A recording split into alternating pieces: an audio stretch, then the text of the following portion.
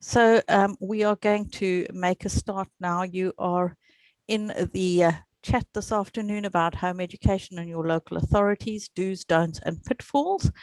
And we are privileged to have with us Alison Sauer and Wendy Charles Warner, who are the well-known, well, if you're on the officialdom group, these are the ladies that help countless numbers of home educators who have issues with their local authorities, and we are so grateful for them. And they're going to talk a little bit about the things we need to know. And if we've got time, we'll take questions, but where the chat is available, so you can actually put things in the chat.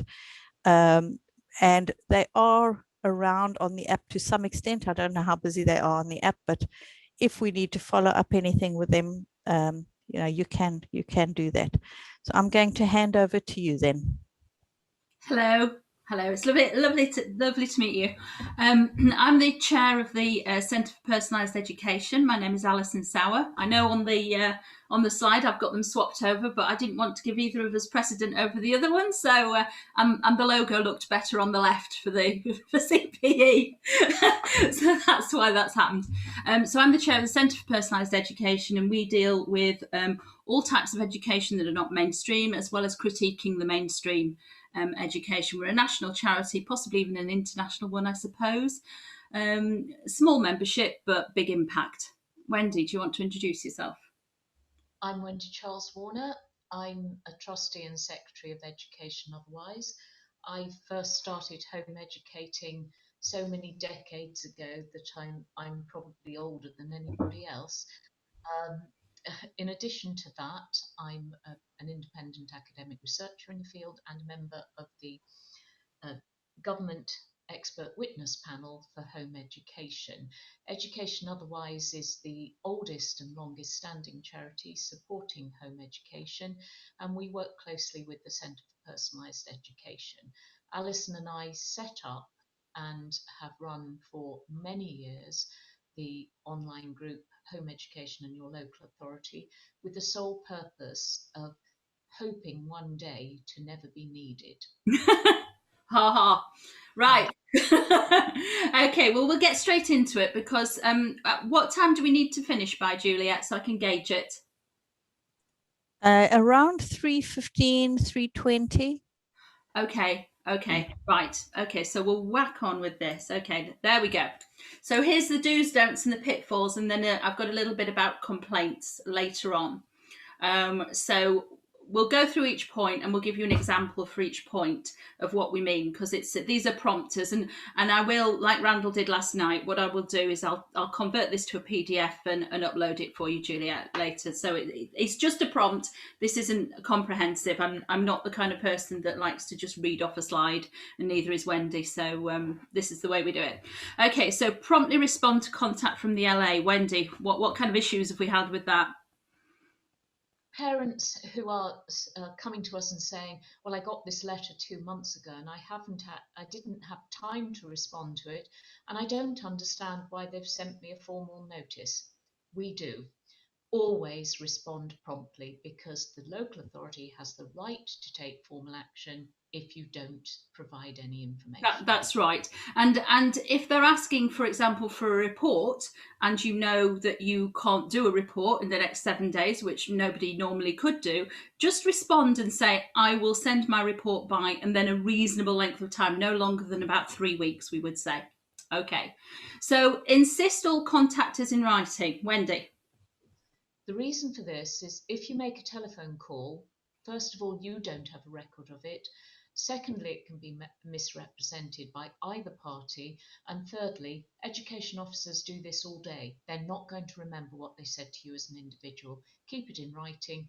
You have evidence that you can rely upon. Yeah, we've had many instances where people have said, I mean, this includes deregistration, because we've had this before where people have deregistered from school verbally. They think they've deregistered and they haven't, because legally it has to be in writing. And in writing these days can mean an email. That's fine. It doesn't have to be a letter, but it has to be in writing. Writing also means you can consider what you are saying. If you're on a telephone call, you can often be caught on the back foot when you can say something and you look back on it later on and you go, "Ooh, shouldn't really have said that," or that might have been misconstrued as something. So if you get telephoned, and personally, well, Wendy thinks this too, we think it's quite rude when they just make an approach to you by telephone. It's absolutely rude. It's professional if they write to you. If they do telephone you, you just say, "Please contact me in writing and I will deal with your concerns," and put the phone down. That is absolutely acceptable. Okay, so respond in a detailed enough way. I've put this in inverted commas because we're being quite explicit about this, aren't we, Wendy? Yes, absolutely. There are some details that you must refer to. If you just reply, there is long-standing legal precedent that if you just reply and say, "Hey, yes, I'm home educating, everything's going well, my children are happy, thanks for your concern, bye-bye," you are not doing enough. That has been the legal position since 1980. You absolutely need to include enough detail. You need to describe what you're doing, how you're doing it, when you do it, and the progress your child is making. Yeah, in particular, this refers to reports. So it's got to be a detailed enough way, but at the same time, you don't have to tell them what colour knickers you're wearing. So don't go into too much detail. Leave. The only time we go into that meticulous, pedantic, horrific detail, and Wendy's the expert at listing the colours of every felt tip pen.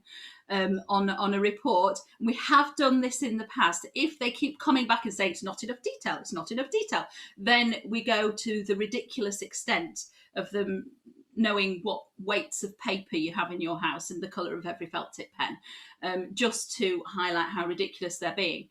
But usually what you need to do is just cover enough of the basics so that they can see that you've thought about the education, that you're spending time on the education, that your child is spending time on the education, and that some progress is being made, and that their special needs, if they have them, are being met.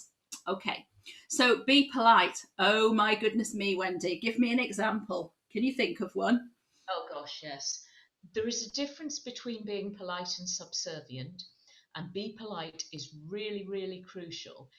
I have seen people send me a report for checking where they've started it with "Dear shit for brains." I kid you not. You simply should not do that. I'm sorry about the language. I'm quoting.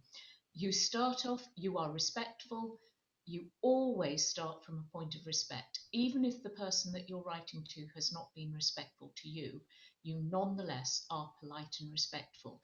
You always think this may end up in a court case. That's my approach.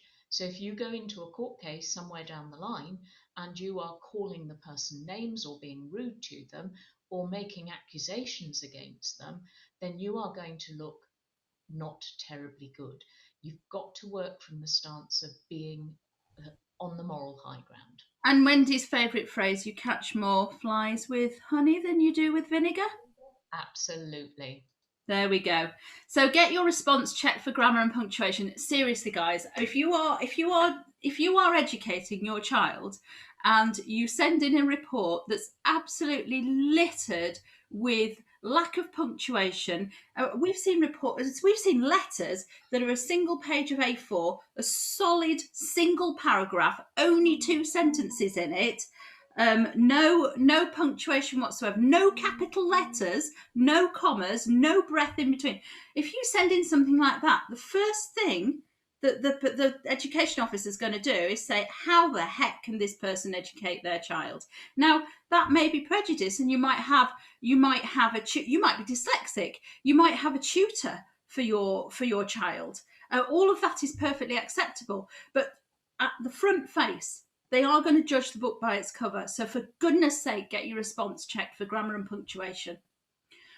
Seek advice if you're unsure about your response. As Wendy has said before, there is plenty of advice out there, and the last page on this presentation actually has some places to go for advice. Okay? Even if you think, to come in here, even if you think you've done a good job of it, I've been writing academic and legal reports for 40 years, and I still get, Alison, and other colleagues I trust to check my reports, because I can assure you they will have typos in them, or they will have something where I put a not where I don't mean to put a not. We all do it. So even if your English and grammar is excellent, still get somebody to check it. Absolutely, absolutely. None of us is perfect, and we've all made that gaff where never mind. Right, here's some don'ts. Oh, what about the really long emails and letters, Wendy? I'm just going to stick a light on. Oh gosh. Actually, this is quite opposite, because I dealt with one of these this morning. Parents will often ask me to check an email or letter that they've written for their local authority. And just this morning I had one, and I won't refer to where it came from. It wasn't to any of my groups, it was privately from another source. And the email went into depth about he said, she said, he said, I didn't think you should have said that. Why did you do this? I don't think you were right. When actually all that was needed, and when I edited it, it came down to one sentence. I was somewhat disappointed with your approach taken this morning, and I wonder if you can explain it. If you write a load of waffle, no one's going to read it. People get bored when they get to paragraph 2 of a letter that's waffly. Yep. If they get to paragraph 2, succinct, say what you want to say, and cut out all the waffle.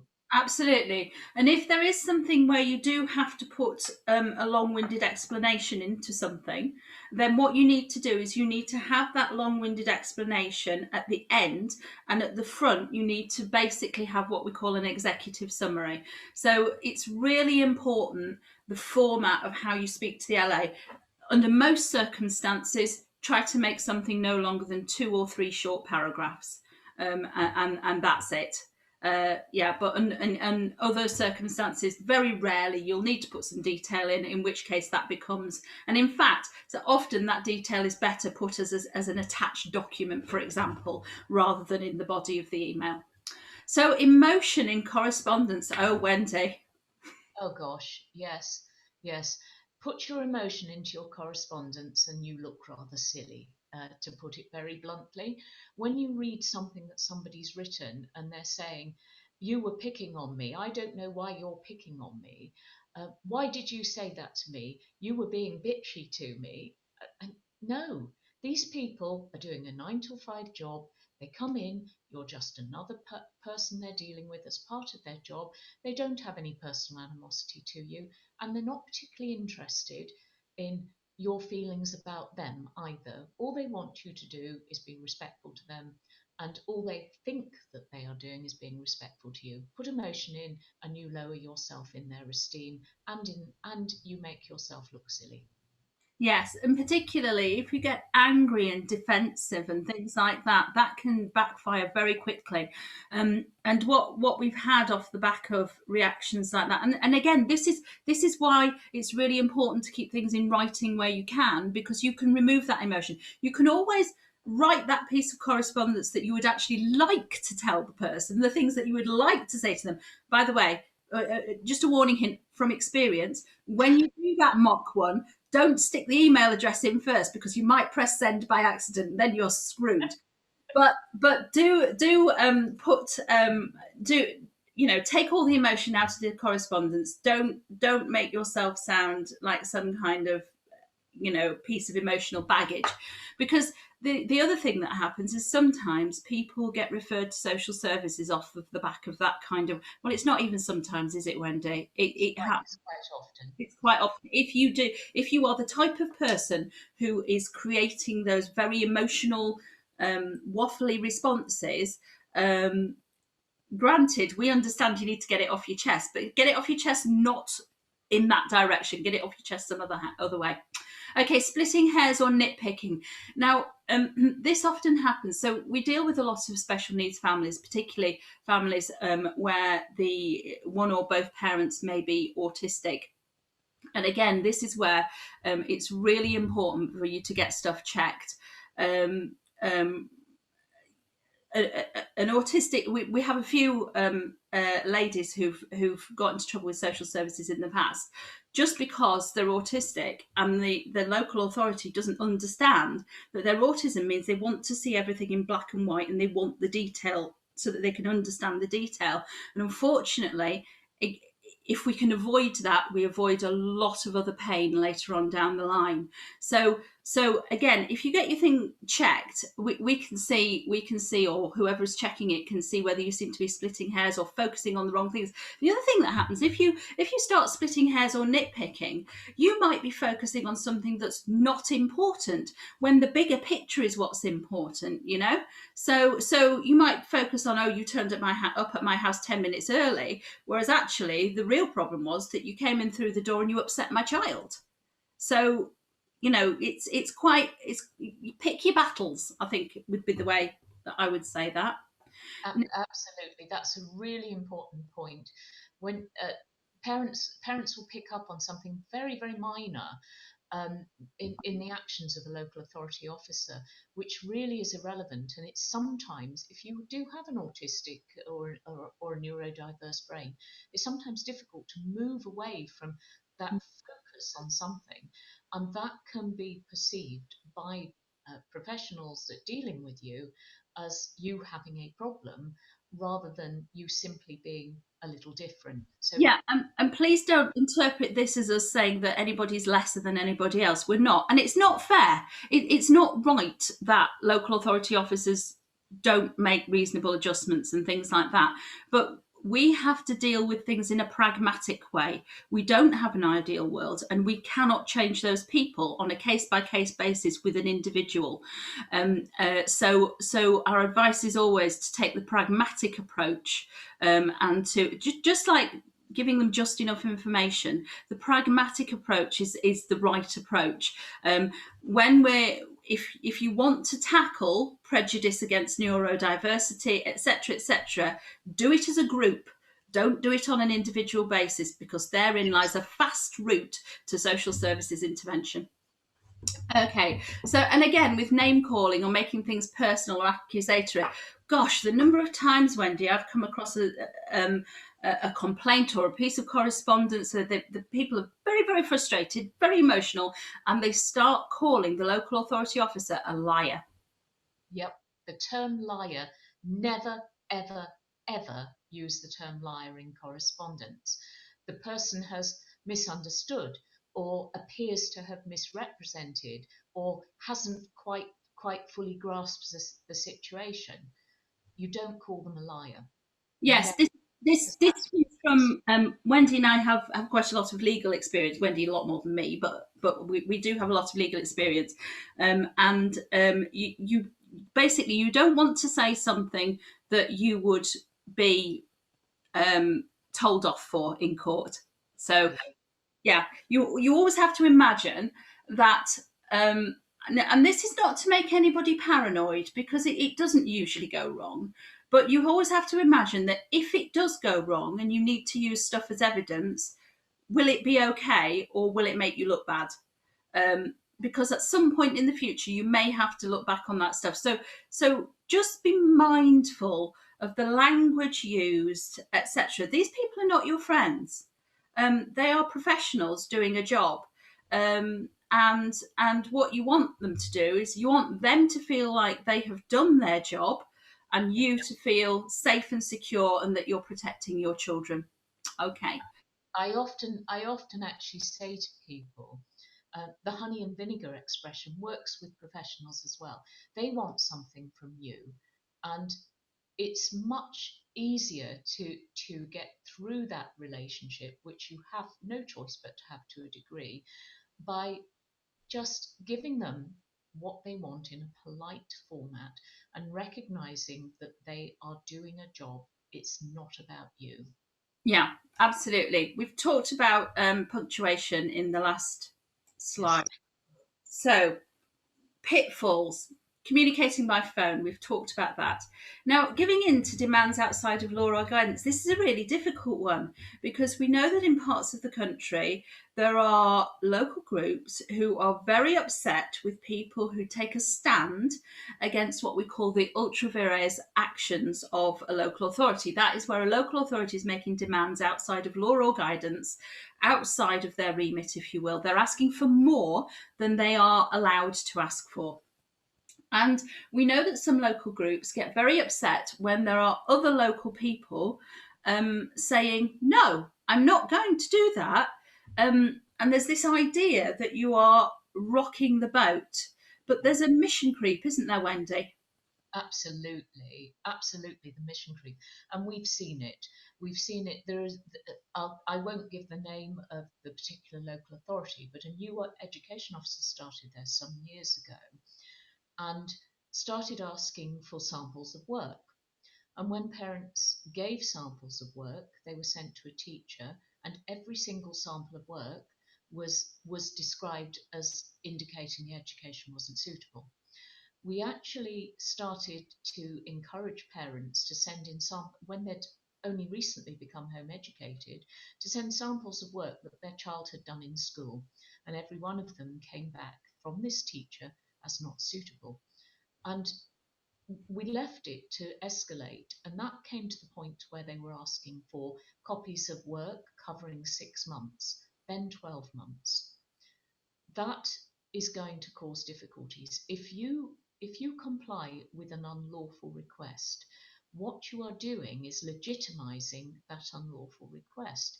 And the response to that by the local authority is almost inevitably to extend the request slightly further and to keep pushing and pushing and pushing the boundaries. And that is not going to be in anybody's best interest. And just as an aside to something Alison said, where we have groups in the country, I heard it said yesterday, a group, well, we don't think you should be doing this. You should be working with the local authority. You should be giving them what you want, because it's groups like you that have caused this. The particular local authority was recognised as having one of the worst practices in the country before our groups were even set up. We know, Alison and I actually in part set up the group to deal with the cases like that. So it is not a case of our actions causing their bad behaviour, but their bad behaviour necessitating our advice to exist. Yeah, absolutely. We've talked about using correspondence to get things off your chest. You know, again, that can throw you into a nest of vipers, because they'll start saying, "Oh, something's not right in this family," and blah blah blah, and this family can't deal with us, and there might be mental health problems or emotional problems. There might be some kind of emotional abuse going on in the family, or neglect, or whatever. You just don't want to tick those boxes or set off those alarm bells. So just avoid using your correspondence to get things off your chest. Go do it somewhere else, along with the long rambling or emotional communication. This fifth point is a classic. Telling the local authority you can't currently home educate. So a number of times we come across, well, it happens every month, possibly every week, where somebody comes to us and says, well, all I said was that I just can't home educate at the moment because I've just had a baby. And you're like, no, because immediately you're breaking the law.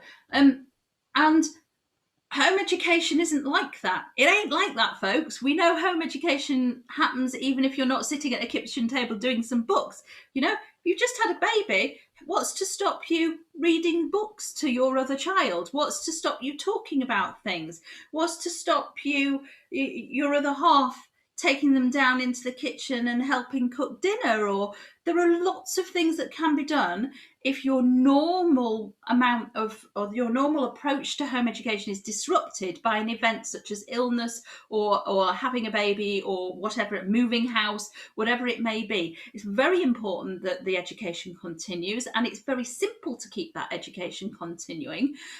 But telling the local authority you can't currently home educate basically is informing them that you're breaking the law, and you are on a fast track to a school attendance order if you're not careful. Absolutely, absolutely.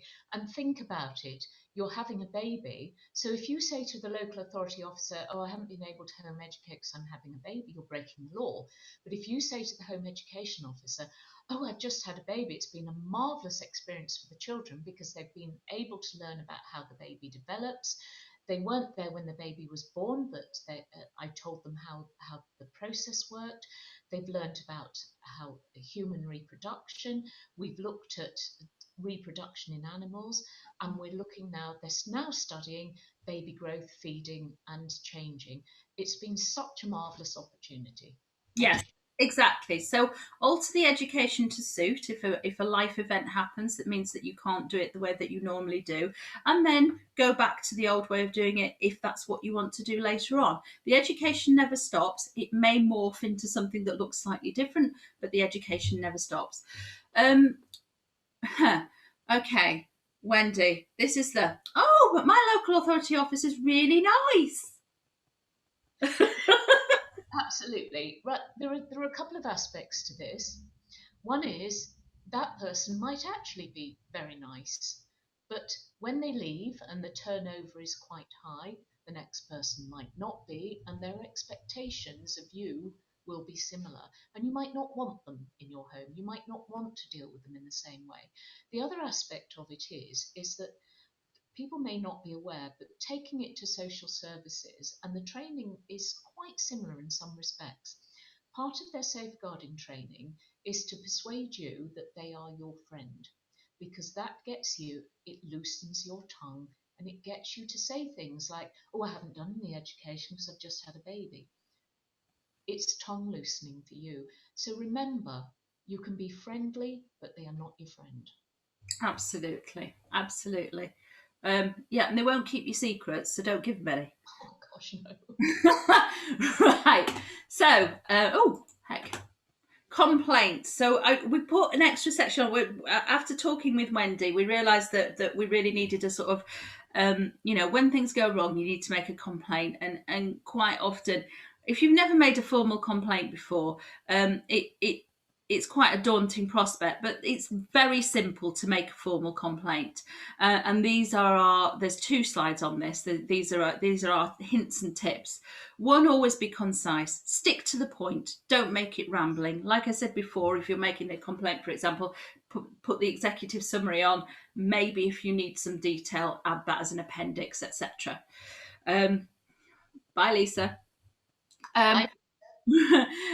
Begin with I am writing to complain about, because if you don't begin your correspondence with I am writing to complain about, they don't know it's a complaint. They just think it's correspondence and they will ignore it as a complaint. But if you put that in your first sentence, it automatically goes into the complaint procedure. Include a concise timeline. Timelines, Wendy and I like people to write timelines, just sort of like the date or the rough month or whatever it is, and then half a sentence, and then the next thing, and then the next thing. This is not an essay. This is just dum dum dum dum dum dum dum. On the 4th of May, Mr. Smith contacted me to inquire about the education.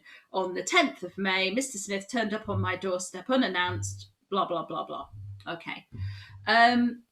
Right. Now, when you make it, so that's, I'm complaining about the behaviour of one of your home education officers. His name is Mr. Smith. Concise timeline. I would like Mr.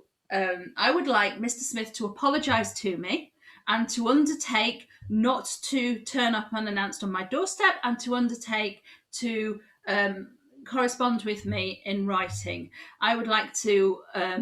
I ask that he confirms this in writing within 14 days, something like that. So you're giving them jobs to do. You're saying, in order to fix this, I need you to do A, B, and C, and I need you to do it by then. And an old lawyer's hint on how you get people to do what you want. If you say to them, please can you ask Mr. Jones to apologise to me, then you're providing them with a choice whether or not Mr. Jones apologises to you. Whereas if you say, given the extent of Mr. Jones's unprofessional conduct, I require an apology, then what you're saying is, I want this, and I don't believe there's a choice. There's a psychological divide for the respondent. Yeah, so try and make it a demand rather than a request. And if you have problems with that language, write it out how you think you ought to, and then send it to me or Wendy, and we'll change it. Okay? Right. So Be polite, do not name call or you use the word lying. Again, we've covered that. Right, and this is the only point at which any correspondence you have with the local authority has to include emotion. And it is just in a sentence or a short paragraph where you're talking about the effects of that person's wrong action, the effects that had on you. So you might say, um, when he turned up on my doorstep, it disrupted our family life, put my son Robert under a great deal of stress, and made me feel that I was not safe in my own home. It's okay to say that stuff at that point. And this is the only time you ever use emotion when you're talking to the local authority. Isn't that right, Wendy? Absolutely. And again, succinctly, you don't need to say, Robert was so upset he went off and wet his pants, and that meant that I had to stop doing what I was doing. And then his brother got distressed, and I don't know how you think that I should cope with this. You simply say, this caused Robert a great deal of distress. Absolutely. Distress. It's easy. One sentence. Yeah. And we always say, send your complaint as high as you can go. And as high as you can go is the Director of Children's Services, generally speaking. Okay. And you can always find an email address for the Director of Children's Services. Google's your friend. And you can Google Director of Children's Services, Bedfordshire, for example, email. And just that, and you will find something with the email address of the Director of Children's Services. You probably won't find it by trying to troll through the local authority website. Okay. Okie dokie. Another point that we didn't put on the notes, and I'm sorry, Alison, I forgot to mention this to you, is that if you are seeking help with a complaint that you're about to make, be honest, be truthful to the person helping you. By way of example, if you come to one of us and you say, look, I need to make this complaint because Mr. Jones turned up at my door unannounced and he shouldn't have done that, and he did it just because we're home educating, and then down the line we've taken up the cudgels for you, we've helped you, and we find that actually Mr. Jones was a social worker who had already informed you that he was making an unannounced visit, it makes you look rather unable to respond correctly to the child protection plan. It makes us waste our time, and it makes you waste your time. My classic example of something somebody didn't tell me. Well, it was two things, and it was the same person. Social services were involved in my life. I don't know why, just because I'm home educating. And about 2 weeks later, I found out that not only had her husband been held on remand for 3 months for killing somebody, completely by accident, by the way, and it was proven that it was a completely accidental death, but also that she'd had a stroke. You know, there are contextual things that are really important when you come to ask for help. It is absolute. We cannot look at an incident in isolation. We need the background, and if we say to you, we need the paperwork. We do need the paperwork. It is no good coming to us and saying, well, you know, and this social worker came round, but that's not relevant because blah, blah, blah, blah, blah. I want to see the paperwork. I want to see the child protection plan. I want to see any notes. I want to see any minutes, because quite often I or Wendy will be able to pick up some pieces that you may not have joined the dots with. And we'll get the whole reason that this thing has blown up into a mess very, very quickly, and we'll give you a route out of it. Without that context, we cannot give you a route out of the trouble that you might be in. Absolutely, we cannot stress that enough. Okay, I will add this to one of these slides, Wendy. Don't worry. Okay. My apologies. No, it's fine. It's fine.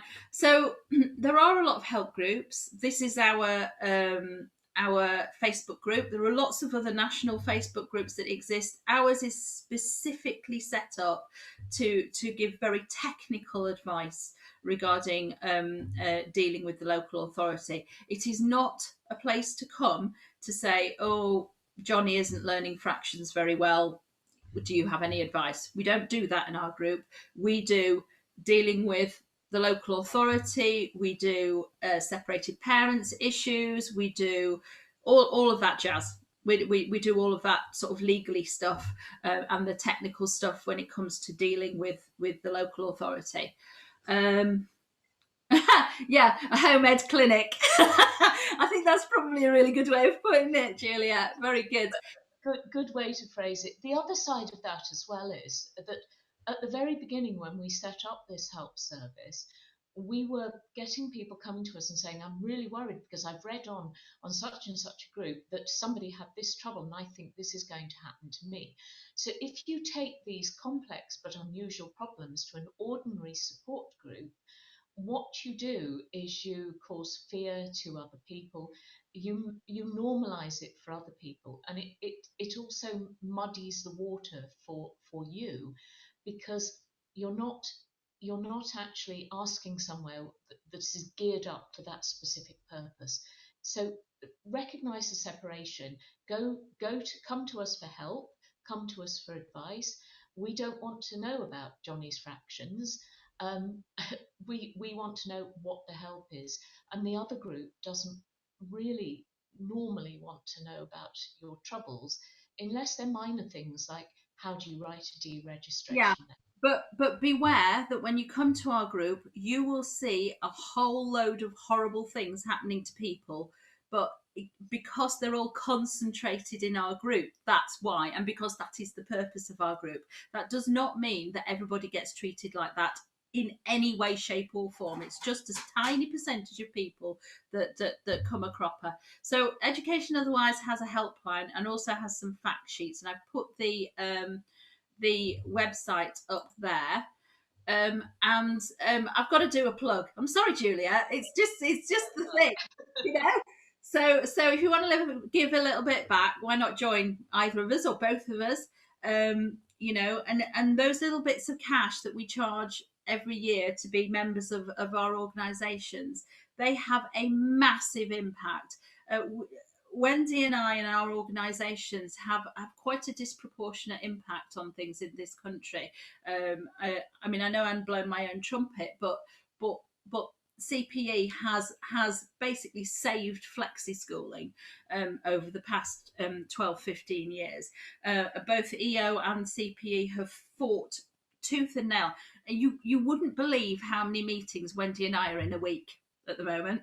Absolutely loads. In fact, I'm triple booked quite often and I have to pick and choose. So even yesterday we were in with the DFE and Ofqual and all of that lot talking about GCSEs and A-levels this year for private candidates, and then in a couple of weeks we're going to have another meeting with them talking about GCSEs and A-levels for private candidates in 2022. So, you know, we are there working really hard for all of you to protect your freedoms, and we would really dearly love you to come and join us in one way or another, volunteering or whatever. Both of us are always up for some volunteers, particularly if you do IT. But yeah, that's what is this thing you call IT? Yeah, exactly. I mean, I know nothing about IT, but Wendy rings me. If you go to the Education Otherwise website, you can actually support us without it costing you a penny. There's an organisation called Easy Fundraising. You sign up for it, and when you shop online, you just click on the Easy Fundraising, and whichever place you're purchasing from gives a little donation to us. And it's only pennies, but it adds up. And we really are working hard in the background. You, as Alison says, you would not believe the things that we're doing.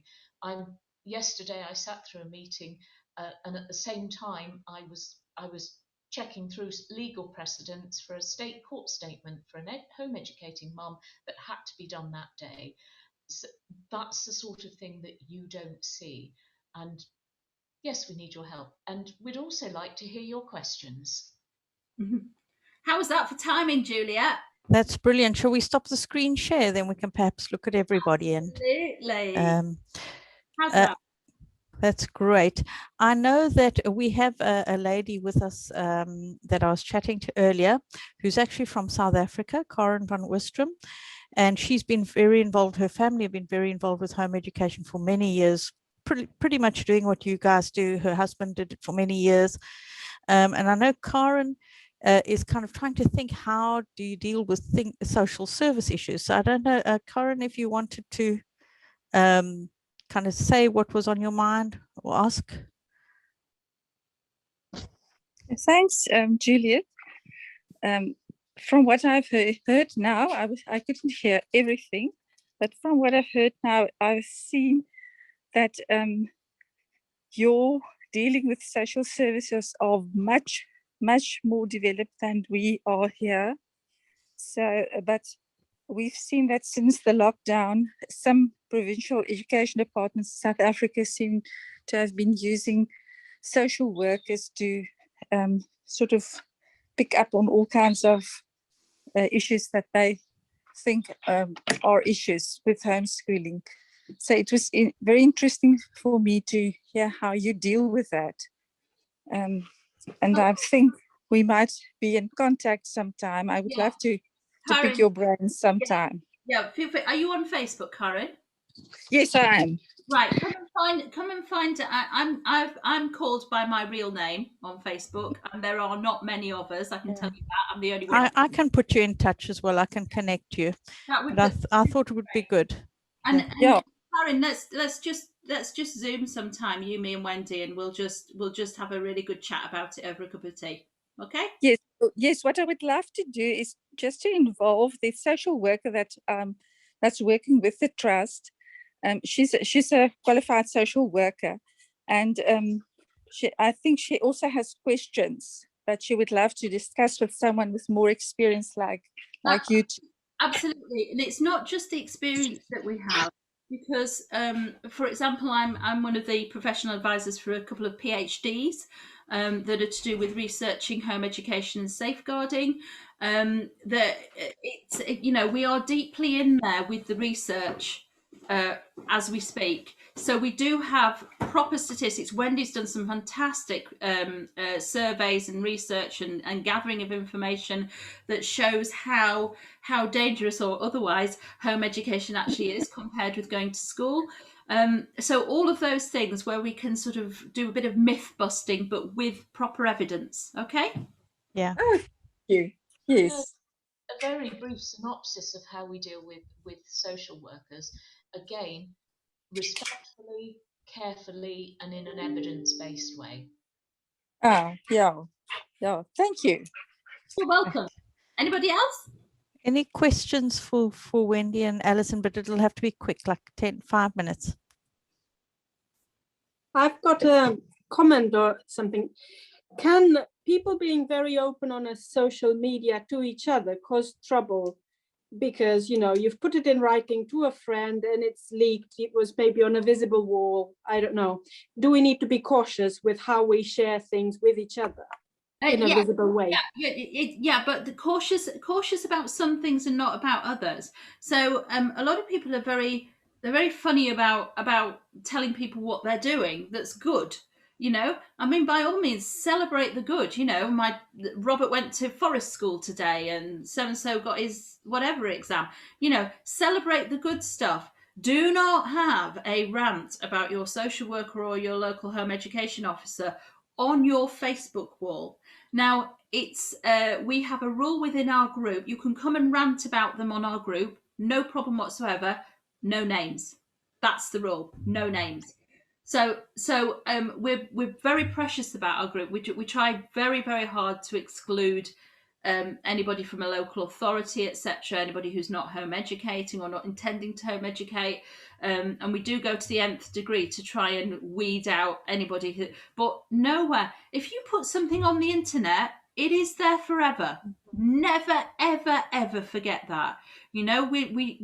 We have to learn this lesson. This is not like writing a letter to somebody. This is out there now. We have to remember that stuff. We have to teach our children it. So if it's something that you wouldn't want your local authority officer to read, I mean, I have a series on Facebook which is called Irresponsible Parenting. So I have hashtag Irresponsible Parenting, which came about from some idiot accusing me of being an irresponsible parent because I took my child to a meeting with the NSPCC. And I put all kinds of really crazy stuff on there.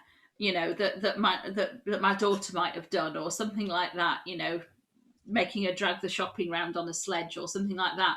But I'd never put anything on there that would get me into trouble. Yeah. That's what you need to remember. So I think dirty laundry comes into that as well. Family problems. It definitely does. Even actual dirty laundry, to be quite frank, is one of the red flags for social services is piles of laundry, clean or dirty. One point I need to make here, just in case anybody is ever in the position, if you happen to be home educating and you're also in Children Act proceedings, whether it's care proceedings, which is very rare, I promise you, or whether it's with the other parent of your child, never, never, never discuss any aspect of those proceedings online. It's unlawful. Don't do it. Yes, don't do it. Even if you say, I was in court yesterday because my ex took me there. Nope, not allowed at all. Absolutely nothing of that. And you know, don't have these classic rants and arguments, you know, where you're taking chips out of each other. Well, you said this and I said this and blah blah blah. Don't do that. Just don't do that. You know, it's not EastEnders. Get over it. And another aspect of that is names and pictures you post online. Local authority officers, social workers and education officers will look for you online. And if you're calling yourself Rainbow Fairy, Sparkle dust. Yeah. They're going to say, Rainbow Fairy Anarchist, that doesn't look very good. If your pictures are of you stoned out of your brains, it doesn't look very good. So just be careful what you share. Email addresses as well. I did actually have somebody who called themselves Pussy Sue at something.com. Seriously.